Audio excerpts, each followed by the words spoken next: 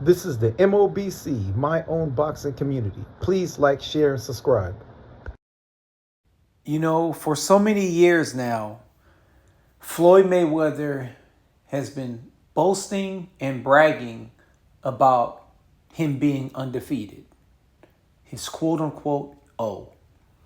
And a lot of the times when he is promoting, let's say, his fighter Moton, or even before when he was promoting Tank Davis, his narcissism would kick in and the press conference is no longer about his fighter. It's about Floyd and his O. And a lot of fighters coming up today, and a lot of fighters who are elite now, who are champions now, or I would say elite contenders now, they are in that generation of watching and praising Floyd Mayweather and wanting to copy that blueprint of the O, because they have been programmed to believe that having an O is what is going to make you great. Having the O is going to keep you, I guess it's going to keep you being the A side, or it's going to help you with negotiation situations. I don't know. But for whatever reason, the O is so important that these guys today don't want to fight the best. And this is the reason why we don't get the best fighting the best. This is the reason why when the time comes, these fighters are no longer at their best. They're no longer at the top of their game. And then that's when we get these fights, right? And then by then, it no longer matters, right? Example, Floyd Mayweather and Manny Pacquiao. They weren't at their best when they fought. Spence and Crawford. They should have fought a long time ago. Not at 35 years old. And 33, I believe, how old Spence was when they fought. They're not in their prime. And now we have Shakur Stevenson in a situation where he'll probably never fight Tank Davis. Because Tank Davis comes from that era, that upbringing of the importance of an O. Right? We have contenders, undefeated contenders right now that don't want to fight other contenders to get them to a certain level. Why? Because they're afraid of losing their O. And in their minds, they believe that once you lose the O, it's over. You know, I'll give the 135-pound division for an example, right? We never got Tank Davis and Teofimo Lopez. We never got Teofimo Lopez and Devin Haney. We never got Devin Haney and Tank Davis. We never got Lomachenko and Tank Davis. And now that Shakur Stevenson is in the 135 division and Tank Davis is still there, Lomachenko is still there, we might not get those fights either.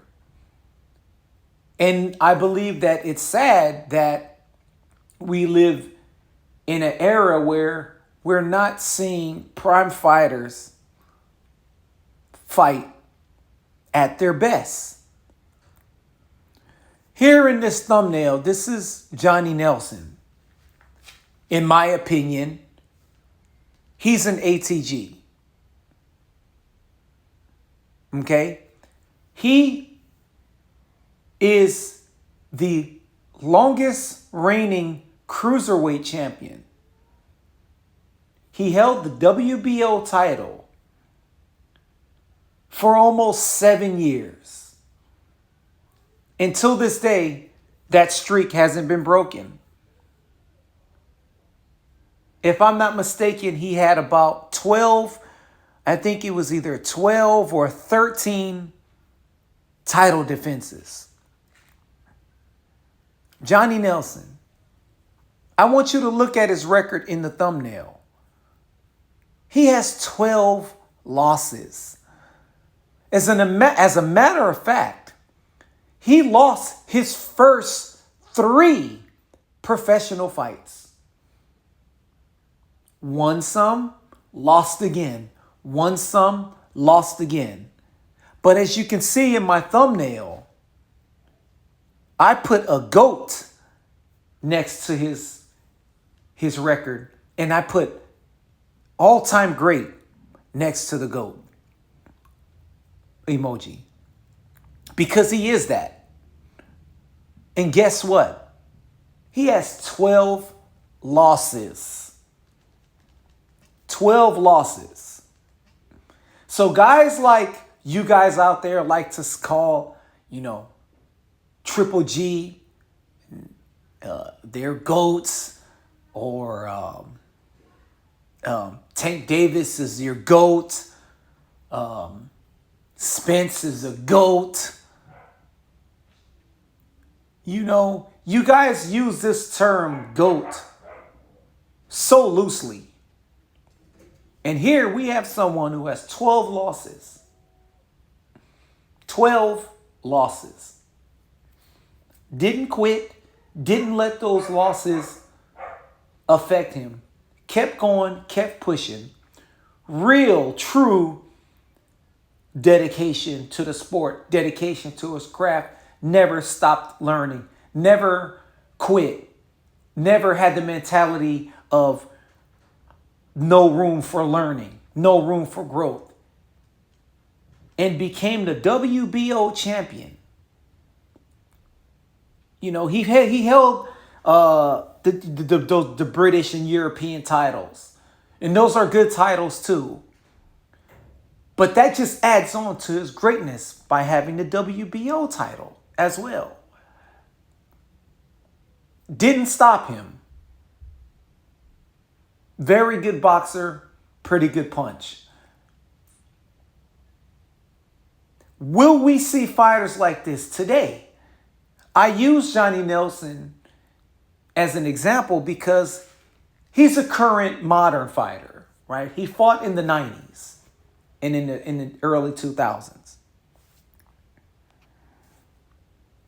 Will we see this today?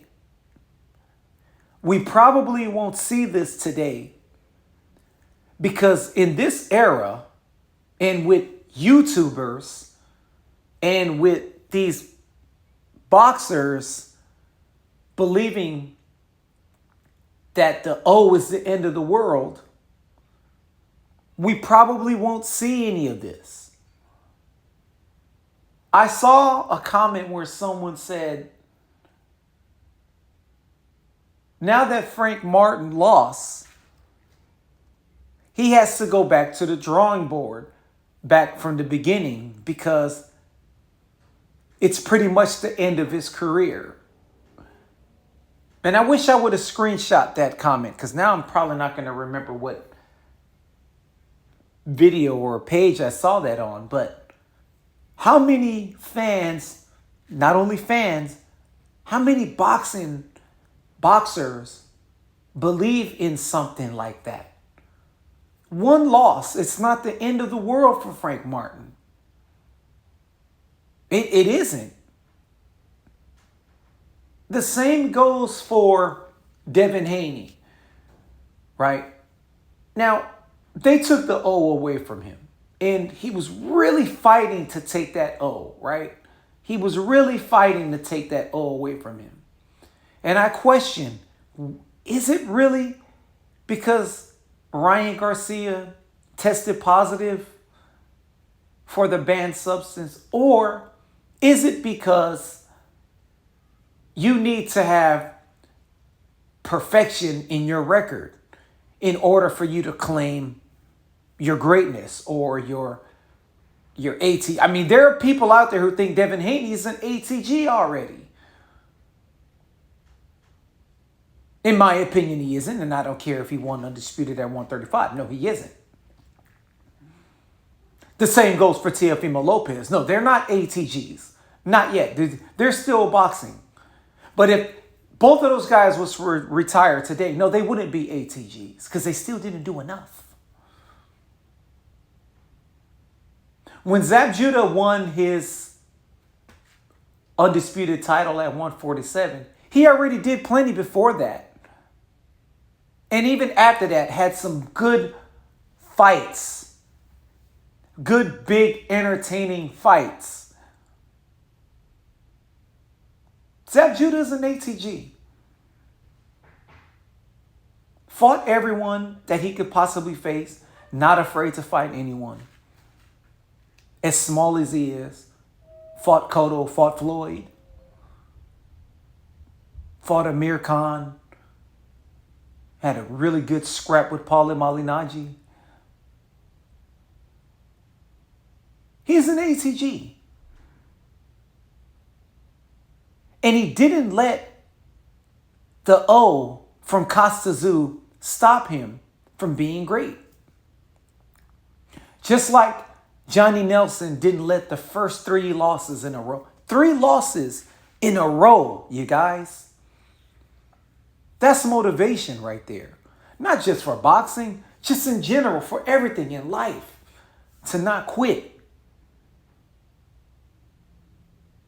So many fighters would have quit after 3 losses. I've been in the boxing gyms back in the days. I've seen guys spar their first sparring and they never come back to the boxing gym. And these are guys who never had any intentions of, trying to become a professional or an amateur or, these guys weren't striding to fight Golden Gloves or have barn burners, right? Fights like that. No, they're just guys who, let me give boxing a shot. Let me try to learn boxing. Have their first sparring session and they quit. I've seen it. Just like I've seen guys who lose in the amateurs their first fight, first 2 or 3 fights, and they quit. And listen, there's nothing wrong with that because not everyone is trying to go pro, okay? So that's not what I'm saying. I'm not saying there's anything wrong with it. There isn't anything wrong with that at all. But when your goal is to become great, and just like Johnny Nelson did, prove that 3 losses, no, I'm going to keep going. Okay, I'm winning. Oh, I lost again. It's not the end of the world. I win a couple. Oh, I'll lose again. But the more and more you fight, the more and more the motivation goes, the more you learn, right? Johnny Nelson had the talent. It just needed to be brought out. And not, of course, not every fighter is different. Every man is different. Some fighters don't got it. But at least they try. We have fighters today that aren't even trying. How could you not be the best lightweight or quote unquote by many is a pound for pound fighter and not want to fight the best? I can't put Tank Davis or I'll just say Tank Davis. I can't put someone like Tank Davis in a pound for pound list if you don't want to fight top opposition. I can't put Boots in a pound for pound list if you haven't fought top opposition or good quality opposition. People nowadays, we put people in pound for pound based off the eye test. I thought that the pound for pound, you had to do something. You had to be great. You had to fight the best, be the best in your weight class. Your skills trumps all the skills, and you could beat everyone in that weight class based off your skills. Nowadays, people are just putting pound for pound based off, oh, he looks really good as a contender. You see the way he beat these 5 opponents that he's faced right now, even though he's 5-0. Yes, he's on my pound for pound list. That's how they do it now. You know what a pound for pound fighter is? A pound for pound fighter is someone like this. 45-12. Wasn't afraid to lose his O. Defended his title 12 or 13. I think it was 12 or 13. One of those. Longest reigning cruiserweight champion. Still has yet to be broken. This is a pound for pound fighter, ladies and gentlemen. Compared to the guys today who haven't fought anybody, who haven't proved that they're the best, who haven't even fought the best in their division. And this goes in almost every weight class. I'm not just talking about Tank Davis. In every weight class, almost. This is what I'm talking about. So when you hear me say things like Inoue is number 1 pound for pound, it's because he's proven it. Number 1 pound for pound, in my opinion, is Inoue. Because he's proven it. Because he's active. That's what you call a pound for pound fighter. Not someone who fights once a year. And not someone who is trying his best to keep his O. That's not a pound for pound fighter. This is the MOBC, My Own Boxing Community. Please like, share, and subscribe.